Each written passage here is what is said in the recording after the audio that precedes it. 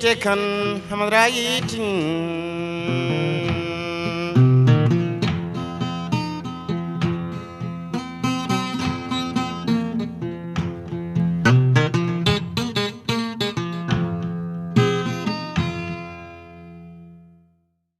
Bonjour à tous, bon dimanche. Bienvenue dans ce nouveau numéro du Grand Jury de RFM. La valse de la primature sénégalaise entre suppressions et restaurations.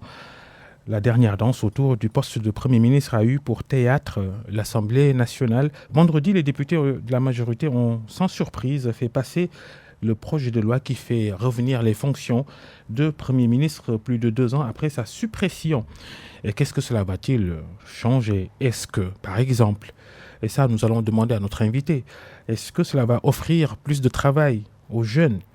Une jeunesse sénégalaise et son inquiétante et grandissante culture de la violence, le drame du stade de Ngalandou Diouf de Rufisque lors d'un match de football du championnat de Navétane, un mort et plusieurs blessés. Et c'est par cela que nous allons commencer cette émission. Merci d'avoir répondu à notre invitation, Papa Amadou Sarr. Bonjour. Bonjour Babacar et merci de cette invitation et je salue les téléspectateurs et les auditeurs de la RFM et TFM et je suis très heureux d'être parmi vous. La question était au menu de la réunion du Conseil des ministres mercredi. Le président de la République qui demande la suspension des compétitions de Navétane si nécessaire. Est-ce la bonne décision ? Alors d'abord, il faudrait, condamner fermement les violences qui ont eu lieu à Ngalandou Diouf jusqu'à mort d'homme et plusieurs blessés. Et nous présentons nos condoléances les plus attristées à la famille de la victime. Et disons aussi qu'il est inacceptable que des lieux de sport, jadis lieux de joie, d'amusement, deviennent le théâtre de violences, de jets de pierres jusqu'à mort d'homme. C'est quelque chose qu'il faut condamner avec la plus ferme volonté et dire que ça ne devrait plus avoir lieu. Ce n'est pas que le stade, il y a l'arène nationale et de plus en plus ces théâtres normalement de sport deviennent des théâtres d'opérations de combat et de batailles rangées et je pense que le chef de l'État a pris la bonne décision de demander justement la suspension pour que les jeunes et les acteurs du sport sachent raison garder.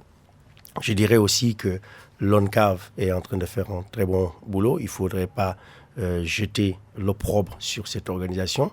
La DRAU a travaillé avec l'ONCAV, avec le président Amadou Kane. Nous avions investi environ 500 millions de francs CFA autour de 100 ASC sur l'ensemble du territoire pour 5 millions par ASC dans le multiservice, l'agriculture, la boulangerie. Et ça marche très bien. 100 ASC sur 8000 à travers tout le territoire. C'était un projet pilote et nous sommes en train de travailler avec eux sur une autre phase, sur 1 voire 2 milliards, mais avec des ASC qui travaillent, qui sont sérieuses et qui remboursent. Macky Sall qui déclare qu'il faut repenser les Navétanes. Comment réformer les Navétanes, à votre avis ? À mon avis, il faudrait que le sport soit allié à l'utile, aux études, et voir dans quelle mesure les jeunes qui pratiquent ces mouvements de Navétane puissent en même temps faire des activités citoyennes. Par exemple, le Cleaning Day qui a commencé. On peut penser, par exemple, nettoyer son quartier, le stade, les prisons le jour et aller jouer au foot l'après-midi pour rendre un service à la communauté, un service citoyen. Et moi, je rêverais de voir, peut-être un jour, on ne pourra pas peut-être faire le service militaire obligatoire, mais au moins un service civique obligatoire pour beaucoup de jeunes de 18 à 25 ans ou 30 ans qui n'ont pas forcément beaucoup d'activités, puissent faire un service à la communauté, à la population, moyennant une rémunération et une médaille d'honneur pour avoir servi sa nation. Faut-il lier cette violence dans les stades, parce que vous l'avez d'ailleurs rappelé tout à l'heure, parce qu'il y a aussi la lutte traditionnelle avec ce qui s'est passé dimanche à l'arène nationale à Pikine, et la lutte et les Navétanes on le sait, attire beaucoup de jeunes. Et au-delà des bagarres entre supporters, il y a aussi ces scènes d'agression sur des passants ou des automobilistes autour des stades. Faut-il lier ces violences à l'autonomisation sans doute insuffisante des jeunes Sénégalais? Alors, on peut forcément faire un lien entre précarité, pauvreté et banditisme ou, je dirais pas, absence d'occupation. Mais ce qui est sûr, c'est que la fin ne justifie pas les moyens. 2, ces jeunes ont la possibilité de trouver du travail dans leur localité. Aujourd'hui, le Sénégal est un pays agricole. Et j'en sais quelque chose parce que depuis 3 ans, nous arpentons tous les territoires sénégalais.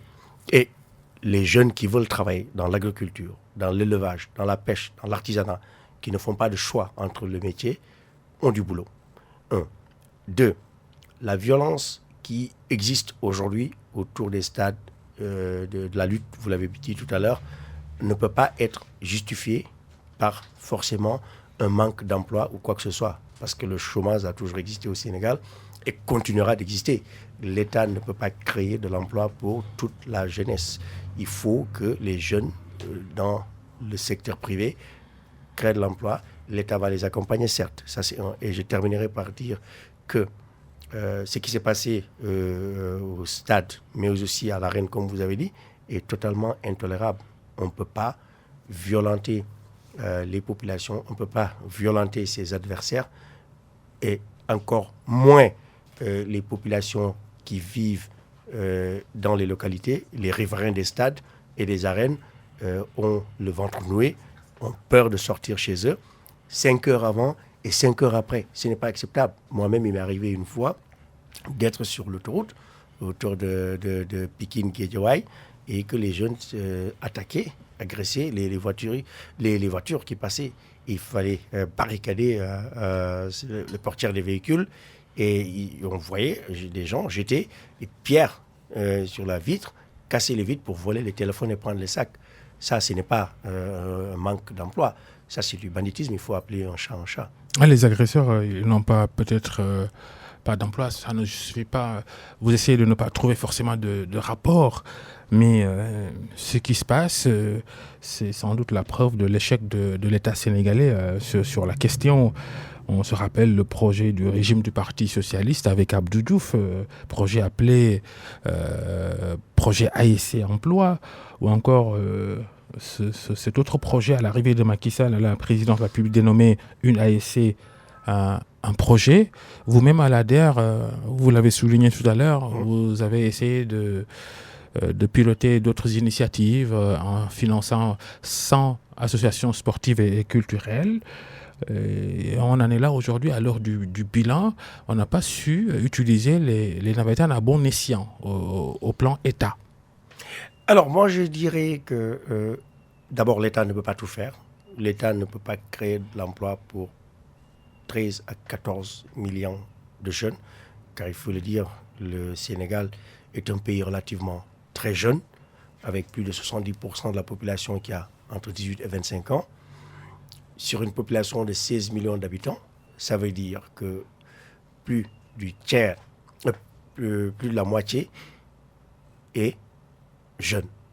Et chaque année, on a plus de 200 000 jeunes qui rentrent dans le marché de l'emploi, c'est-à-dire des jeunes formés qui quittent les universités, sans compter les apprentis et ceux qui n'ont pas été à l'école. Donc, ce qui veut dire en bas mot 300 000 jeunes chaque année qui cherchent de l'emploi.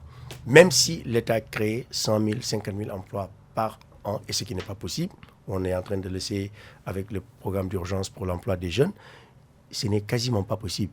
Et ce n'est pas soutenable pour les finances publiques.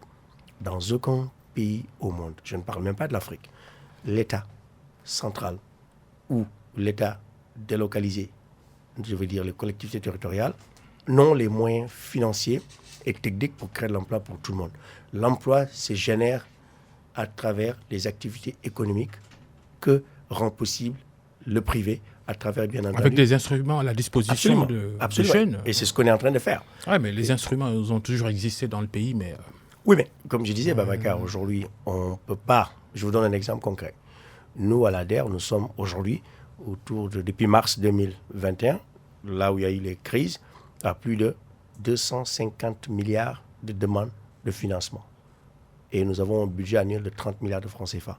30 milliards sur lesquels vous n'avez reçu que 2,5 milliards d'ailleurs.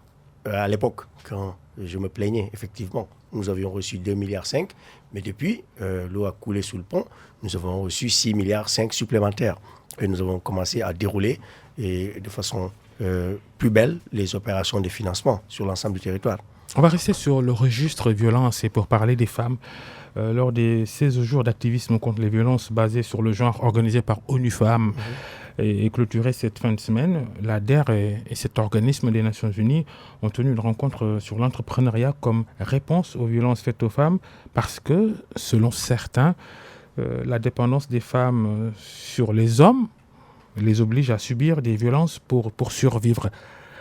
Est-ce que c'est exact ça ? On peut dire qu'il y a une part de vérité là-dedans, et beaucoup même, parce qu'aujourd'hui, nous l'avons testé. On a fait une étude il y a de cela 2-3 mois avec le Bureau de prospective économique, où on a montré l'impact réel de l'ADER sur l'économie nationale et plus encore sur l'autonomisation des femmes. Sur les 76% de satisfaction que nous avons eues, je peux dire que 90%, ce sont des femmes qui ont été accompagnées, qui disent que grâce à l'ADER, elles ont vu soit leur business qui existait déjà, doubler ou tripler en termes de chiffre d'affaires, ou que grâce à l'ADER, elles ont eu à démarrer une activité génératrice de revenus qui leur ont permis, 1, de s'autonomiser elles-mêmes, 2, de permettre à leurs enfants d'aller à l'école, une bonne éducation, et 3, de prendre même en charge la dépense quotidienne, et 4, certains le disent, d'être autonomes vis-à-vis de leur mari et d'avoir un choix, une alternative. Donc, accompagner les femmes avec du financement, du renforcement des capacités, de l'accompagnement et de l'export, ça permet à ces femmes de se libérer de la pression familiale ou maritale et aussi d'être libres. Et donc, c'est en quelque sorte, pour nous, un véritable moyen d'émancipation de la femme. On va sans doute relativiser tout cela parce que oui.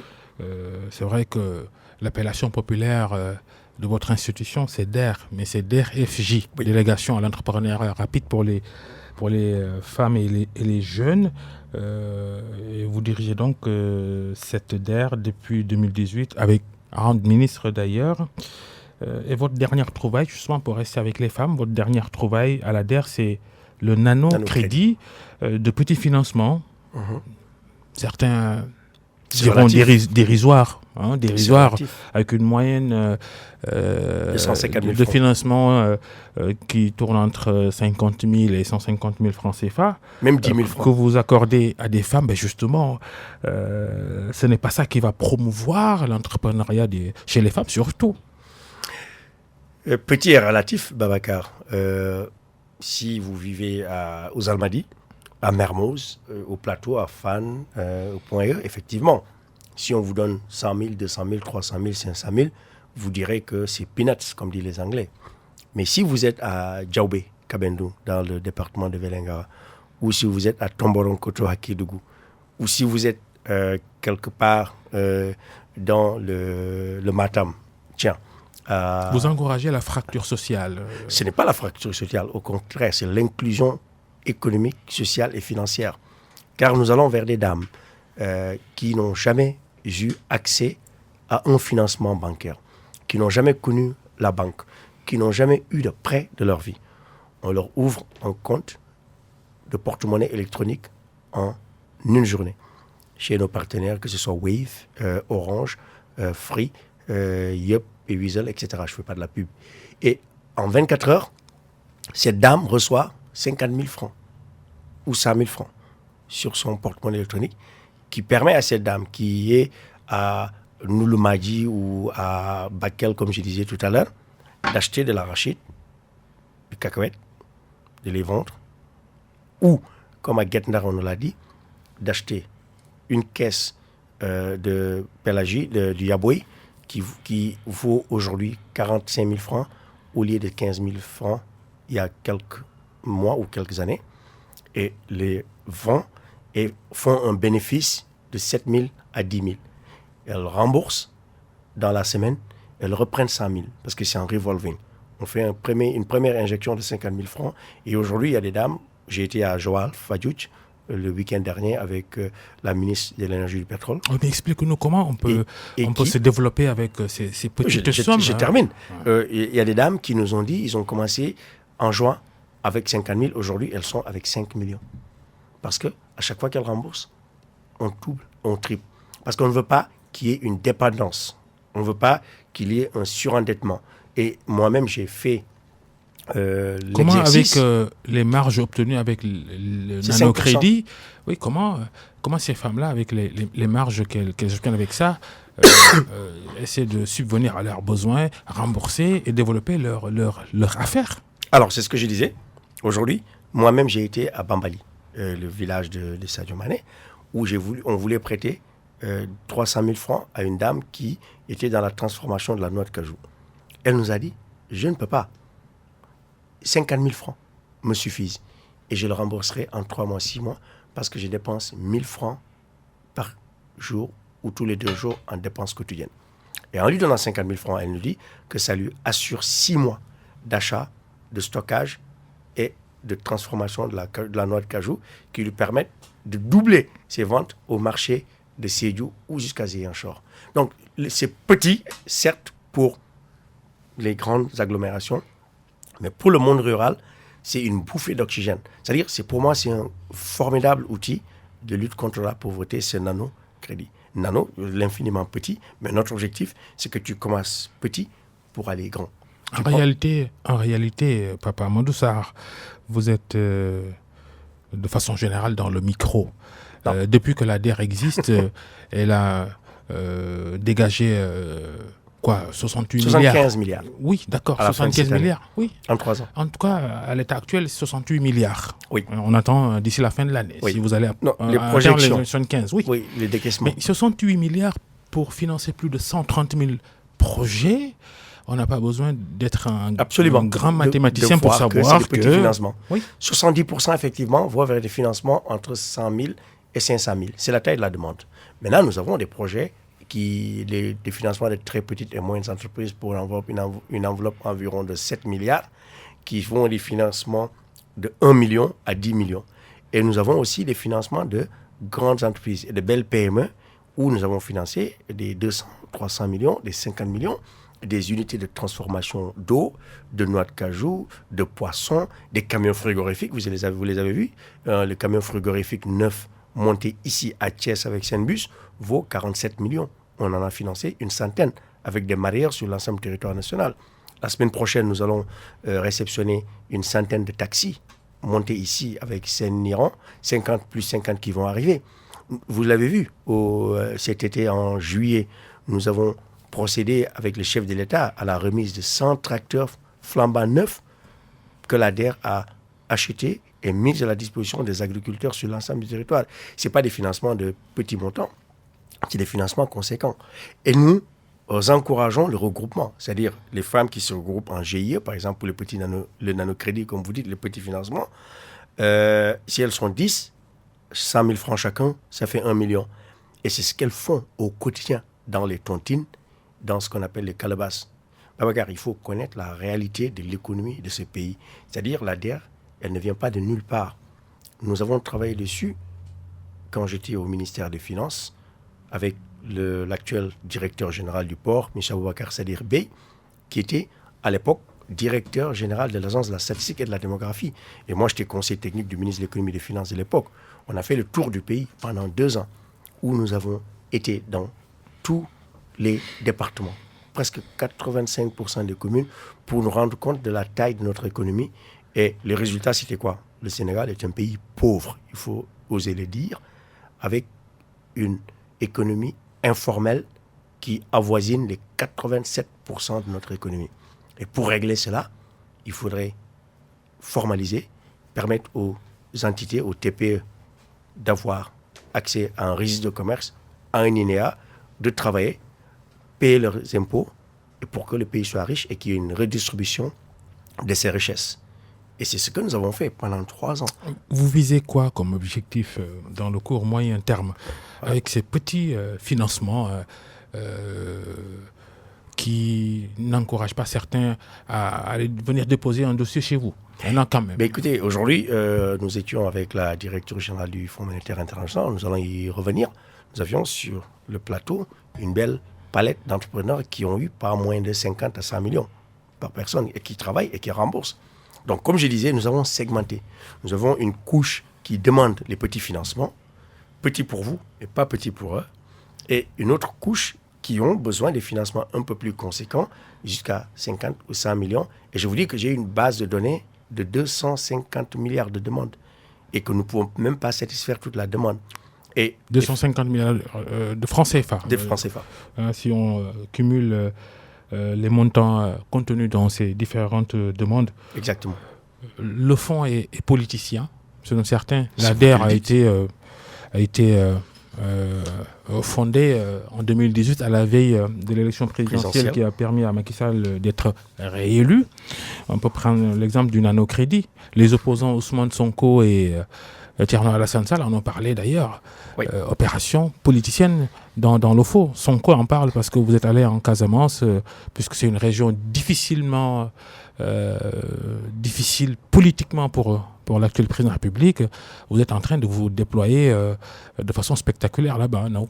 Vous savez, quand j'ai commencé à travailler à l'ADER, en 2018, j'ai été nommé en septembre 2017. Mon premier voyage, c'était en Casamance. En ce moment, Sonko n'avait pas de problème avec le régime ou d'ambition présidentielle. J'ai été 17 fois en Casamance. Casamance, puis je vais au nord, puis je vais au centre, puis je vais à l'est. Et à chaque fois que je vais en Casamance, que ce soit à Ziguinchor, à Sédhiou, à Kolda, ou quand je reste à Ziguinchor, je vais à Elinkine ou au Cap à Djemberin, ou chez Sonko, pour ne pas les citer, à Bignona. Quand je rencontre les femmes et les jeunes, ce qu'ils me demandent, c'est on veut un financement, on veut travailler.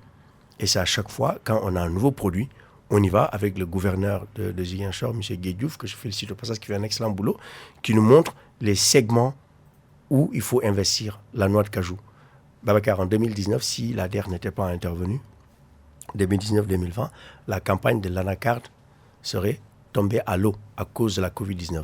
Nous avons investi 15 milliards de francs CFA, qui a permis de soutenir cette population et d'encaisser le choc exogène qui a été dû à la Covid. Il n'y avait plus de bateaux, il n'y a plus d'armateurs, et ils ont acheté la noix de cajou, ils l'ont stocké. Après la Covid, quand les choses sont améliorées, ils ont importé et transformé localement. Cette année, on a mis une autre ligne de financement avec la Banque africaine de développement et l'AFD de 20 milliards pour accompagner toujours cette noix de cajou, mais aussi l'arachide, etc. Et toujours en restant sur Ziguinchor, les chiffres qui sont aujourd'hui, vous m'avez vu effectivement avec le maire Abdoulaye Baldé, inaugurer le point de nanocrédit que nous avons mis en place. On est à plus de 200 millions de francs CFA de sortie en 2 mois. Et quand je le faisais, ce n'était pas pour les élections. Je ne m'occupe pas d'élections. Je ne m'occupe pas de politique. Ce qui m'importe, moi, c'est l'économie et l'économie réelle. Maintenant, si certaines populations ou certains hommes politiques pensent que ce que nous faisons peut leur servir de tremplin et qu'ils en parlent, tant mieux pour eux. Mais en tout cas, moi, en ce qui me concerne, et en ce qui concerne la mission que me confie le chef de l'État, le président... On ne peut pas occulter les visées de celui qui vous a mis à ce poste-là. C'est visées politiciennes. Mais ce n'est pas lui qui me demande d'aller à Ziguinchor. Hier, j'étais où? J'étais à Thiès. Il a un autre candidat là-bas. J'étais avec Tala Sylla. On a inauguré le point nanocrédit de Thiès qui a fait aujourd'hui 188 millions de francs CFA en 5 mois.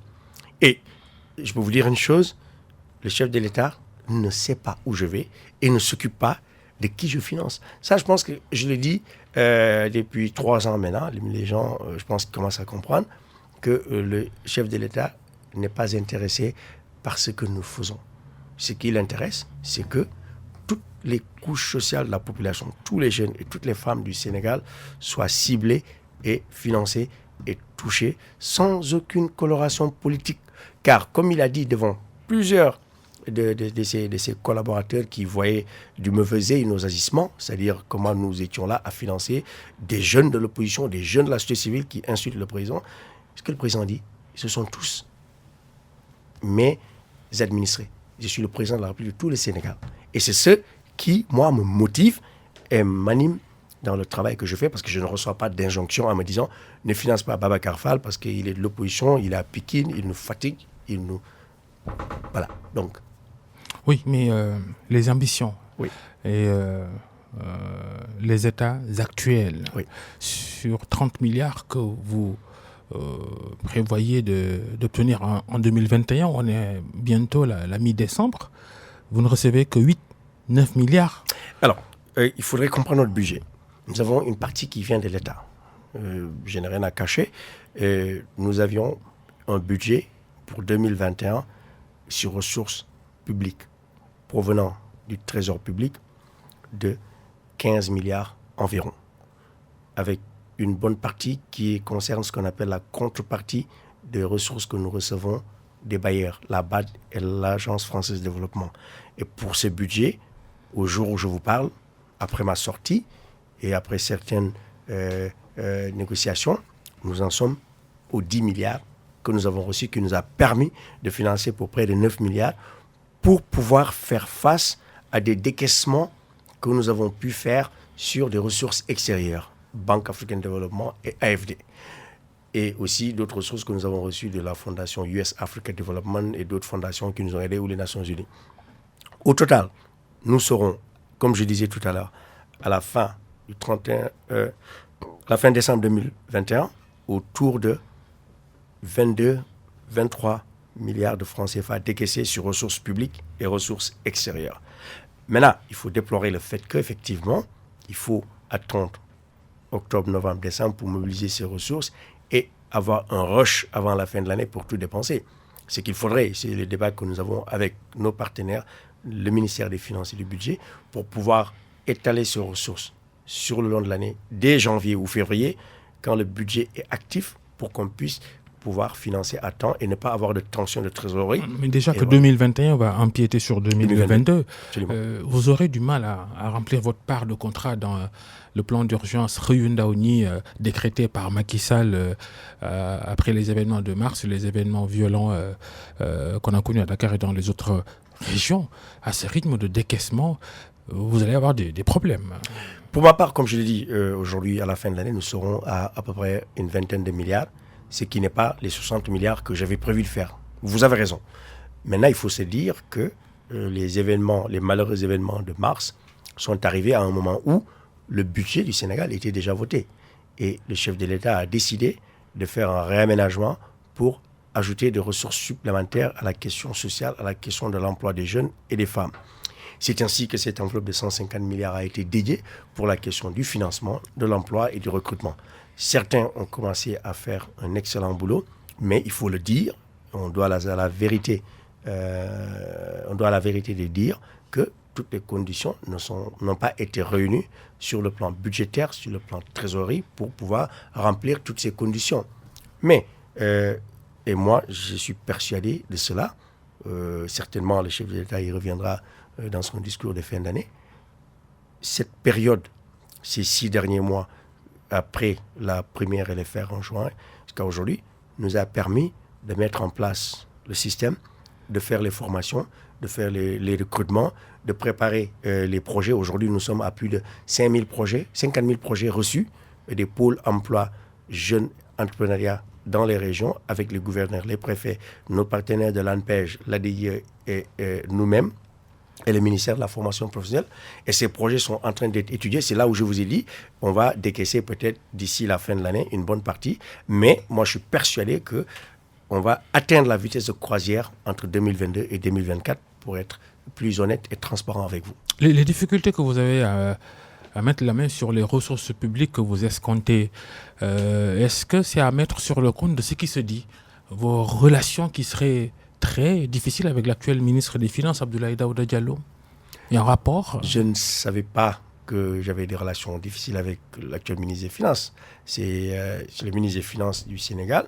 On a de très bons rapports cordiaux. Et c'est vous qui me l'apprenez. C'est vous qui me l'apprenez. Et en tout cas, je viens de lui parler il y a 2 jours. Et nous sommes une république. Nous travaillons tous pour un seul homme, le président Macky Sall. Et je pense que... Quelles sont les raisons qui vous ont été données dans cette difficulté à mobiliser recevoir les ressources publiques? Et comme je vous ai dit tout à l'heure, il y a eu une LFR qui est passée par là. Et on est dans un contexte macroéconomique difficile. La Covid est passée par là. Je pense que les recettes n'ont pas été... Et ce sont les projets les instruments qui doivent financer les projets pour les jeunes qui doivent en souffrir alors. Mais alors incohérence les recettes par rapport au discours qu'on entend de l'exécutif. Les recettes n'ont pas... On fait une LFR pour gratter sur ce qui était prévu pour les jeunes, c'est ça? En résumé, c'est ça. Je pense qu'il faudrait peut-être inviter le ministre des Finances et du Budget ou le ministre de l'Économie pour qu'il vous donne beaucoup plus de détails sur les arbitrages budgétaires qui se font à un autre niveau que je ne maîtrise pas. Moi, je dépense ce que je reçois. 1. 2.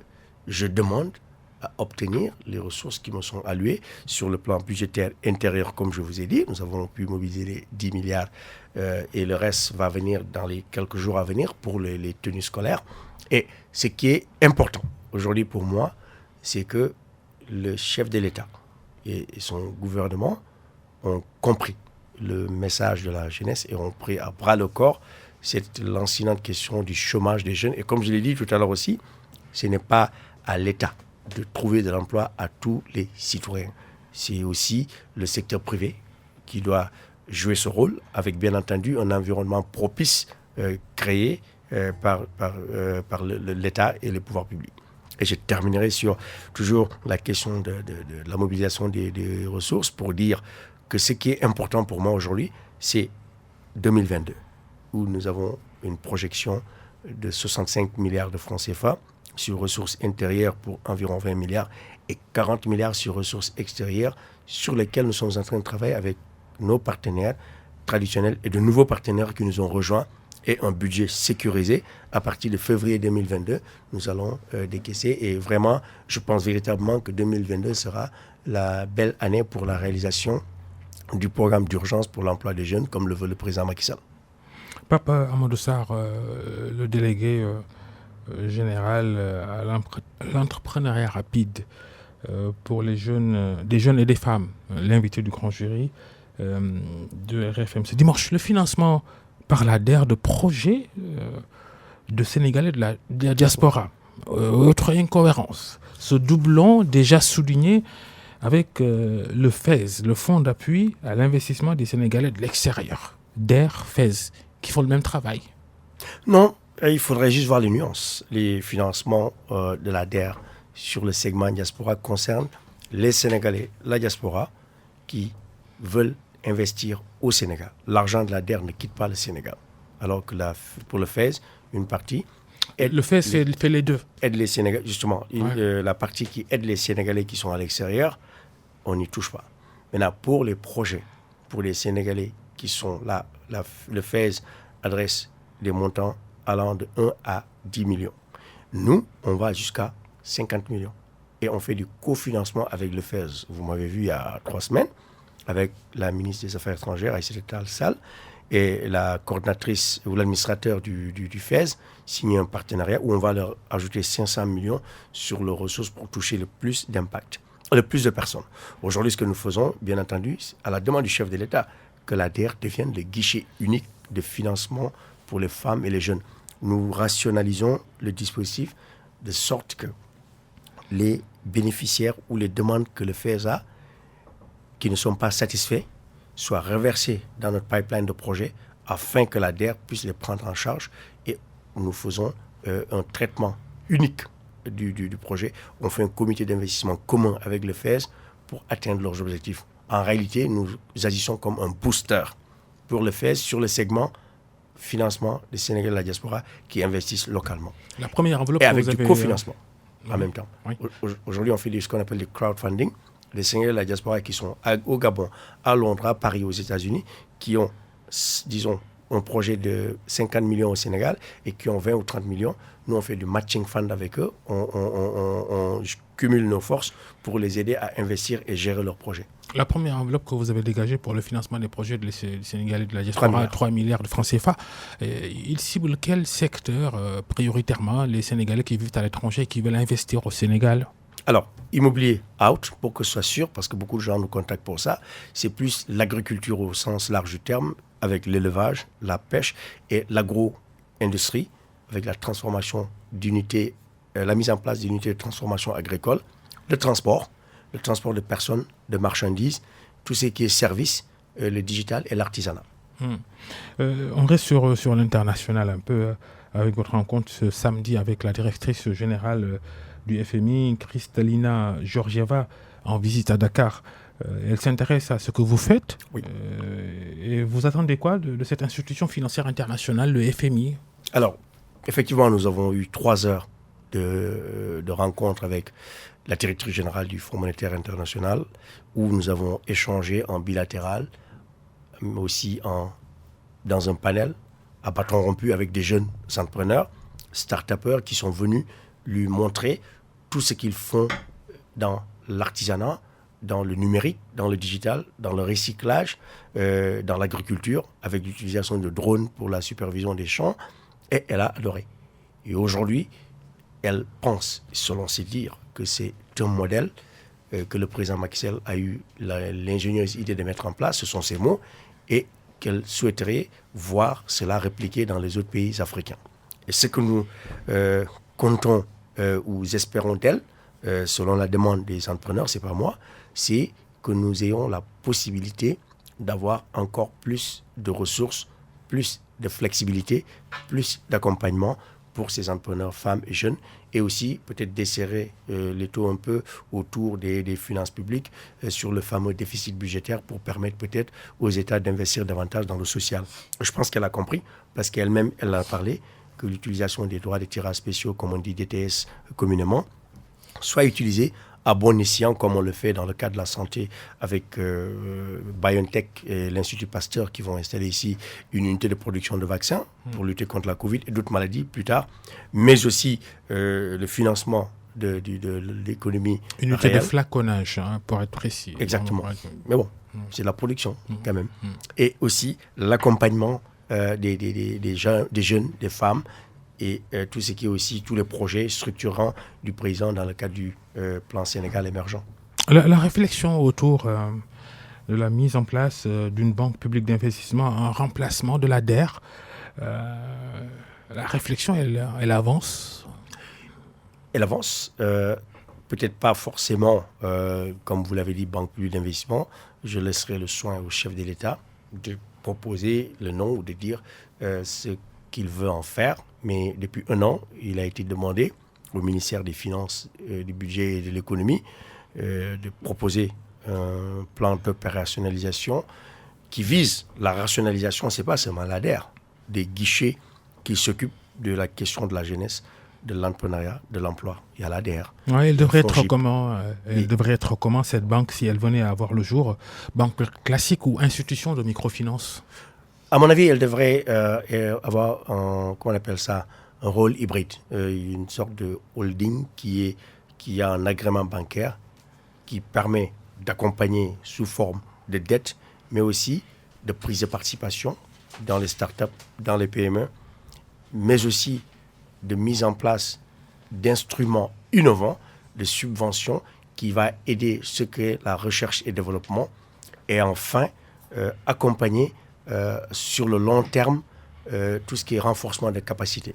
Donc, elle peut être à l'image de ce qu'on a en France, par exemple, la Banque publique d'investissement BPI France, qui a une double tutelle, la Caisse de dépôt et de consignation, le Trésor public français, 100% public. Mais la CDC, elle a un projet comme ça aussi, fusion de projets ou... Je suis président du comité d'investissement de la CDC. Je sais que vous avez reçu Sherba, le directeur général, il y a 2 semaines. Tout à fait. Et ce n'est pas une création de banque. Ce n'est pas possible, parce que la Caisse de dépôt et de consignation détient des ressources de tiers, mais elle a un projet qui est en cours. Tout comme les banques caisse d'ailleurs. des marchés. Les banques fonctionnent avec les avoirs des tiers aussi. Bon, sous forme d'épargne. Ouais. C'est différent. Alors que là, c'est l'argent des notaires et des autres acteurs. Et donc, aujourd'hui, la Caisse des dépôts et de consignation française et le Trésor français ont le capital de la BPI France qui investit dans les territoires et ont de l'impact.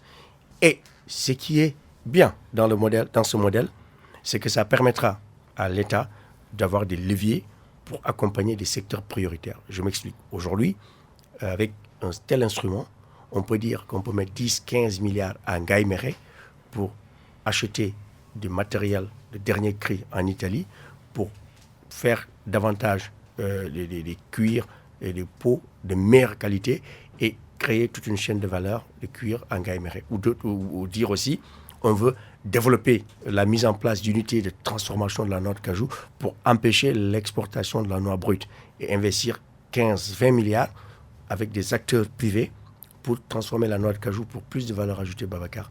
Et c'est des choses comme ça que les banques commerciales traditionnelles ne pourront pas faire parce que non seulement elles n'ont pas les ressources long terme pour faire, elles s'endettent à des taux à la Banque centrale qui sont élevés et qui se répercutent sur le client final de 10, 15, voire 12-15%. Et donc, une BPI de ce type pourrait véritablement aider l'État et le secteur privé à créer ce tremplin qui va nous mener vers l'émergence, sans compter ce qui va se passer avec l'industrie pétrolière et gazière. Et donc, il y a des investissements massifs que les banques commerciales ne pourront pas faire. Il nous reste moins de 10 minutes, Papa Amadou Sarr. Le retour du poste de Premier ministre, on en parle dans cette émission parce qu'on va demander qu'est-ce que ça va changer dans votre travail à l'ADER. Les jeunes doivent-ils espérer une meilleure existence, une meilleure condition dans le pays avec le volet qui vous concerne dans la promotion de l'autonomisation de l'auto-emploi? Alors, je pense que déjà, il faut se féliciter du retour de ce poste de Premier ministre qui va aider les chefs de l'État, comme il l'a dit, qui va prendre des responsabilités importantes, c'est-à-dire la présidence de l'Union africaine pendant une année, en 2022. Et vous y mettez, vous aussi, cet argument tiré par les chevaux, selon certains, pour justifier le retour du poste de Premier ministre, quand même. Je ne peux que croire en ce que dit mon chef. J'ai un chef et je crois profondément en ce qu'il dit, parce que je sais qu'il est sincère, parce que c'est lui qui avait décidé de supprimer le poste de Premier ministre pour le fast-track. Et il a lui-même géré l'activité économique, sécuritaire, de l'agriculture de ces pays, et il s'est rendu compte à terme que c'est peut-être épuisant.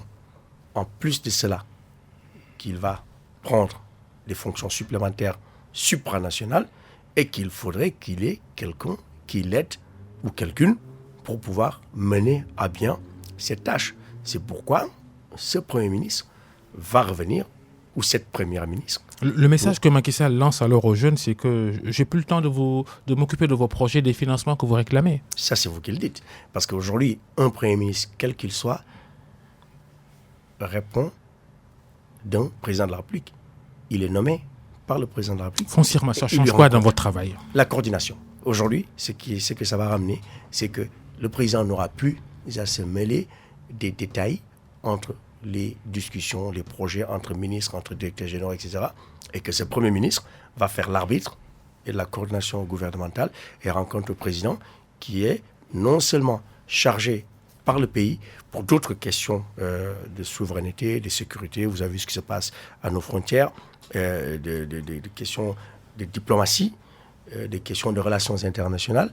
Et être président de l'Union africaine, ce n'est pas une mince affaire, Babacar, parce que vous gérez les conflits au Mali, au Burkina, en Éthiopie, au Lesotho, etc. Et en même temps, vous occupez comme vous dites tout à l'heure, les petits financements de PAPSAR. Il faudrait bien que le bonhomme se repose un peu. Alors, est-ce que ce retour du poste de Premier ministre, vous en espérez une meilleure fluidité dans le décaissement de ressources publiques que vous attendez du Trésor, du ministère des Finances? Écoutez, aujourd'hui, comme je l'ai dit, je ne me plains pas. Je fais partie peut-être des instruments qui ont le plus de ressources et le plus travaillé en 2021. 1. 2. Même s'il y avait un Premier ministre et que le président de la République ne voulait pas ou ne pouvait pas, ça n'aurait pas lieu. Donc aujourd'hui, effectivement, je pense, et ça c'est à titre personnel, qu'un Premier ministre ne ferait que faciliter la tâche au président de la République pour la coordination de l'activité gouvernementale, que ce soit pour le nanocrédit, le microcrédit, le PRODAC, le PUDC, le FONGIP, mais aussi les grands projets d'infrastructure, l'autoroute Mbour-Fatick-Kaolack, l'autoroute du Nord qui va de Tivaouane, Peul à Saint-Louis, et d'autres projets d'envergure, le port de Ndayane, et j'en passe. Et la côtière. La côtière, qui va nous amener en 1h30 à Saint-Louis. C'est magnifique, comme la côte ouest aux États-Unis. Autant de projets, autant d'initiatives, et entre 2022 et 2024, l'activité économique va être intense. Le FMI projette un taux de croissance de 10,3% pour 2023, avec les ressources pétrolières et gazières. Ça y est, on agite ça encore. Oui, mais parce que c'est la vérité, parce que nous avons travaillé pour, et les réformes macroéconomiques ont été mises en place, les finances publiques ont été assainies pour permettre justement à ce que l'endettement se résorbe, que le taux de croissance se projette, l'inflation soit maîtrisée pour pouvoir avoir de l'impact dans le panier de la ménagère et beaucoup plus de ressources à redistribuer. Et bien entendu, n'en déplaise aux détracteurs, avoir 1000, 2000, 3000, 4000 milliards de plus par an à partir de 2023 provenant des ressources pétrolières et gazières ne ferait qu'améliorer le quotidien des Sénégalais, ne ferait que positionner le Sénégal davantage sur sa position de leader dans la sous-région et tendre vers l'émergence escomptée par le président Macky Sall. Et c'est ce que nous souhaitons. Le prochain chef du gouvernement, oui. On attend de découvrir son nom. Amadou Ba, l'ancien ministre des Affaires étrangères avec qui vous avez travaillé lorsqu'il occupait les fonctions de ministre de l'économie, des finances et du plan. Vous le voyez, lui, Premier ministre Alors, je pense que le président de la République, il a dit sur une chaîne... Je parle de lui parce que je connais vos relations. Le président de la République l'a dit... Amadou Ba et vous. Le président de la République l'a dit sur une chaîne que vous connaissez bien, RFI, car vous travaillez avec eux. Qu'est-ce qu'il a répondu? Il a dit que tant qu'il n'aura pas apposé son décret sur le papier, le tour n'est pas joué. Donc, les gens peuvent faire toutes sortes de pronostics. Moi, je ne vais pas le faire. Pour la simple raison... Il peut être un bon Premier ministre, Amadou Ba?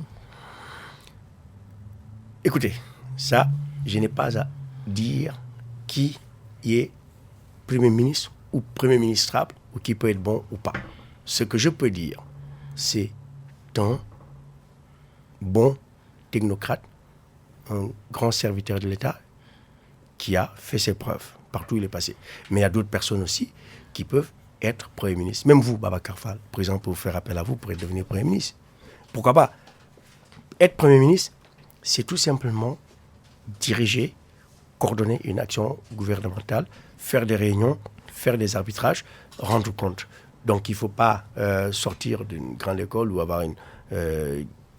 D'abord, je sais, ça, c'est quelque chose de sûr. Il faut que le président ait confiance en la personne. Il faut que la personne soit loyale, bien entendu, compétent et aussi travailleur. Le mois prochain se tiennent les élections communales et départementales. Oui. Les collectivités territoriales et la promotion de l'autonomisation des femmes et des jeunes peuvent-elles vraiment faire quelque chose? Pour le moment, c'est timide ou ça n'existe quasiment pas. Alors, les collectivités locales, pour certaines qui ont les moyens, travaillent pour accompagner les femmes et les jeunes. J'ai signé pas mal de conventions avec plusieurs d'entre elles pour accompagner l'autonomisation à travers les GIE, les groupements de femmes, les fédérations. Il y en a qui sont plus dépourvus de moyens et qui sont à la traîne, bien entendu. Maintenant, il ne faut pas mener les élections qui arrivent dans un mois à l'activité que nous faisons. Parce qu'avant elles, nous existions. Après elles, nous allons continuer. Non, ce n'était pas la question. La question, c'est est-ce que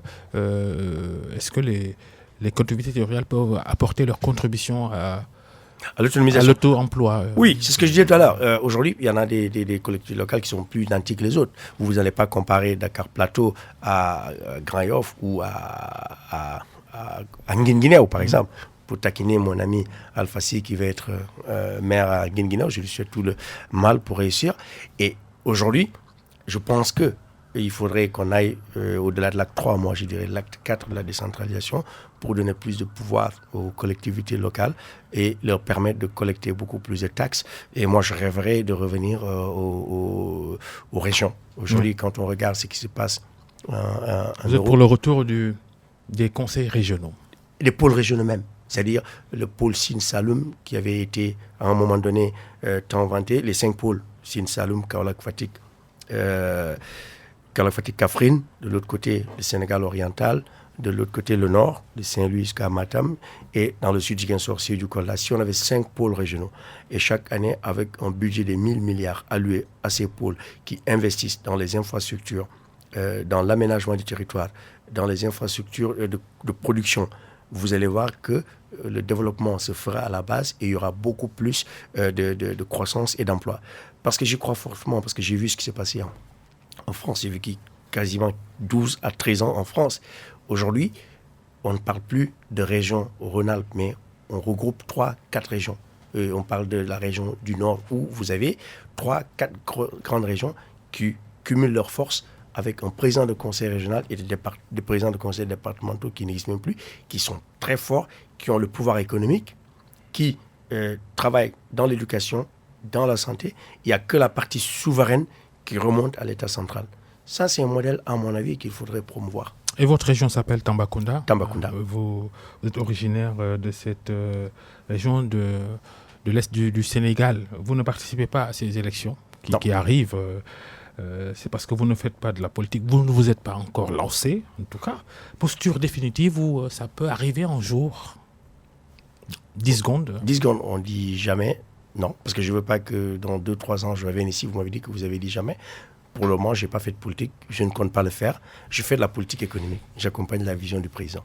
Et je suis né à Tambacounda, les gens ont fait appel à moi. J'ai dit non, parce que tout simplement, j'ai une mission à mener et je pense que ce n'est pas compatible avec la politique. Merci Papa Amadou Sarr, ministre délégué, c'est ça vos fonctions officielles, ministre délégué général, délégué général à l'entrepreneuriat rapide des femmes et des jeunes d'RFJ. Oui. Merci d'être passé devant le grand jury, merci de nous avoir suivis. Restez avec nous, les programmes continuent. Bonne fin de week-end. À dimanche prochain pour un nouveau numéro du grand jury d'RFM. Mi